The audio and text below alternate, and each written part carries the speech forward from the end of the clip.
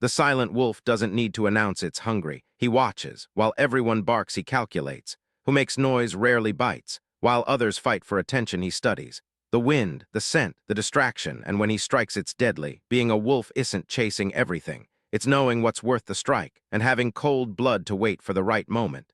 The wolf that shows off is the first to bleed.